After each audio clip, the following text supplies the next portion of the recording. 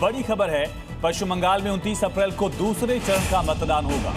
चुनाव प्रचार का आखिरी दिन, ऐसे में बैरकपुर में पीएम मोदी की जनसभा रहेगी। पीएम की जनसभा जब होगी, भारी संख्या में लोग पहुंचेंगे। इस बीच सुरक्षा तो होगी ही बहुत माकूल। यहाँ पर दूसरे फेज की जो वोटिंग है उससे पहले इस जनसभा पर नजर रखेगी।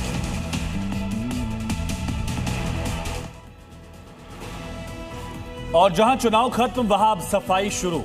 पश्चिम बंगाल के जलपाईगुड़ी से एक अलग ही तस्वीर सामने आ रही है।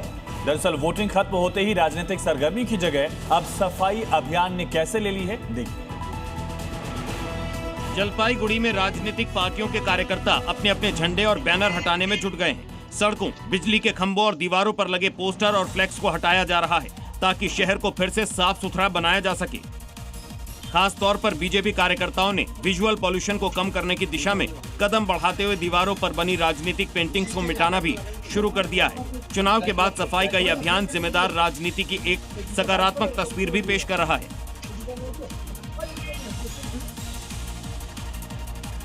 ये खबर है पश्चिम बंगाल के उत्तरी हावड़ा से, जहां पर तनाव के बीच केंद्रीय सशस्त्र पुलिस बल के जवान ने स्वतंत्र और निष्पक्ष मतदान सुनिश्चित करने के लिए रूट मार्च किया।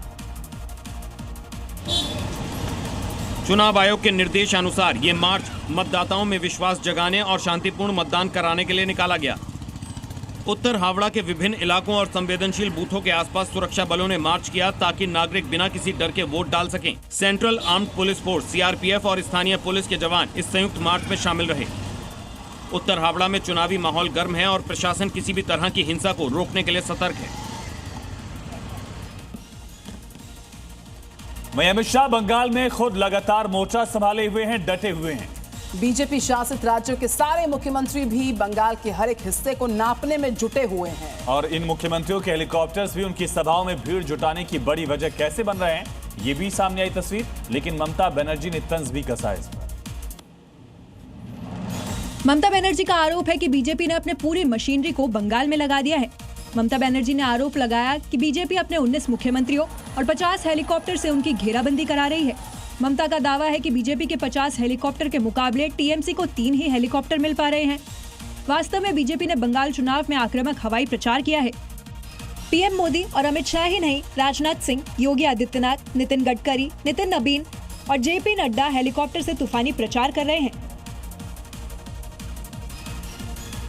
बंगाल में अब एक दूसरे की रैली को डिस्टर्ब करने का भी आरोप लगता नजर आ रहा है लोगों पर। दरअसल भवानीपुर में ही ममता और सुवेंदु दोनों की ही रैलियां थी, लेकिन ममता बनर्जी ने अपना कार्यक्रम बीच में ही छोड़ दिया और बीजेपी पर अपनी सभा को डिस्टर्ब करने के आरोप लगाए।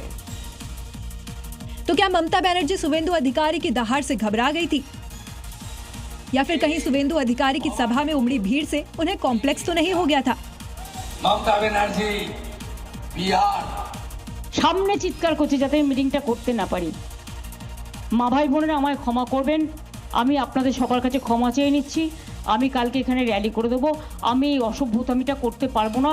মা ভাই বোনেরা देखिए कैसे ममता बनर्जी स्टेज पर आते ही डिफेंसिव मोड में आ गई और हाथ जोड़ने लग गई। र‍্যালি করে দেব।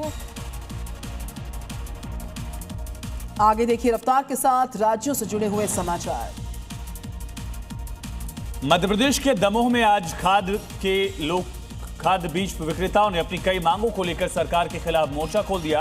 इसके चलते सभी हड़ताल पर रहेंगे। विक्रेताओं का आरोप है कि सरकार की अनदेखी का मार्जिन की वजह से उन्हें महंगे दाम पर यूरिया खाद फर्टिलाइजर देना पड़ रहा है। फर्टिलाइजर कंपनियों की गलती की सजा विक्रेताओं को भुगतनी पड़ती है।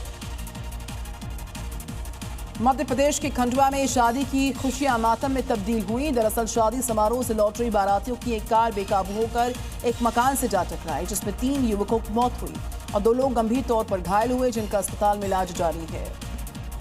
राजस्थान के बाड़मेर में चिलचिलाती गर्मी ने लोगों को बेहाल कर दिया। पिछले कुछ दिनों से तापमान लगातार बढ़ते हुए 47 डिग्री तक जा पहुंचा, जिससे शहर भट्टी की तरह तपने लगा। खुले आसमान के नीचे काम करने वाले मजदूरों के लिए गर्मी बड़ी चुनौती है।